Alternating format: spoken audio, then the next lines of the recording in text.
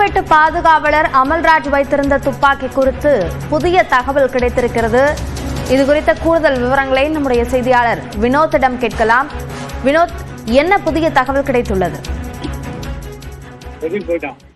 2011ஆம் ஆண்டு சீமான் மீது ஒரு வழக்கானது வந்துள்ளது. அந்த வழக்கை விசாரிக்கும் வலசரவாக்கம் காவல்துறையினர் நாளை அந்த வழக்கு சம்பந்தமாக காலை 11 மணி அளவில் காவல் நிலையத்தில் சீமான் ஆஜராக வேண்டும் என கூறி அதற்கான ஒரு சம்மனை வழங்குவதற்காக சென்னை கிழக்கு கடற்கரை சாலை நீலாங்கரை வீட்டில் சீமான் வீட்டிற்கு வந்தனர். அப்போது சீமான் வீட்டில் இல்லாததால் அவர் வீட்டின் முன்பு அந்த சம்மனானது ஒட்டப்பட்டது.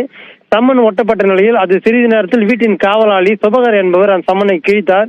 அது சம்பந்தமாக அது சம்பவம் குறித்து ஒரு பரபரப்பு நிலவிய நிலையில் அது வைரலாகி பெரும் பரபரப்பை ஏற்படுத்திய நிலையில் நீலாங்கரை காவல் நிலையத்திலிருந்து காவல் ஆய்வாளர் அந்த சம்மனை கிழித்த நபரை விசாரிப்பதற்காக சீமான் வீட்டிற்கு வந்தார்.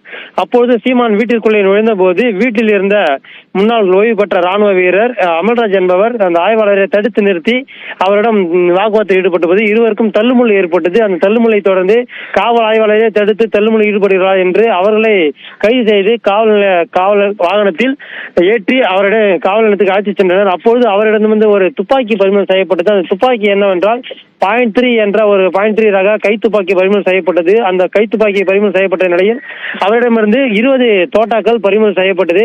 காவல்துறையினர் தற்போது அந்த துப்பாக்கி வைத்திருப்பதற்கான அனுமதி, ஒரு முறையான அனுமதி பெற்றுள்ளாரா என்றெல்லாம் தொடர்ந்து விசாரணை மேற்கொண்டு வருகின்றனர்.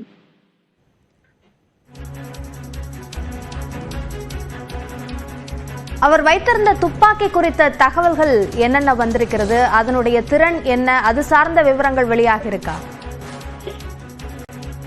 நிச்சயமாக அது தற்போது முதற்கட்டமாக அந்த துப்பாக்கி .3 என்ற துப்பாக்கி என்பதும் அவரிடம் 20 தோட்டாக்கள் மட்டுமே பறிமுதல் செய்யப்பட்டது.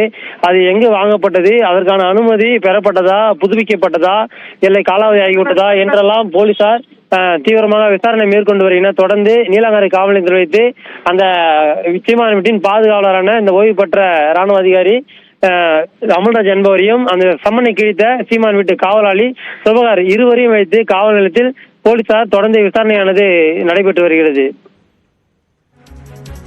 சீமானின் பாதுகாவலர் வைத்திருந்த துப்பாக்கி குறித்த தகவல்கள் கிடைத்திருக்கின்றன. அது சார்ந்த கூடுதல் விசாரணையும் நடைபெற்று வருகிறது. இது குறித்த கூடுதல் விவரங்களுக்கு நன்றி வினோத்.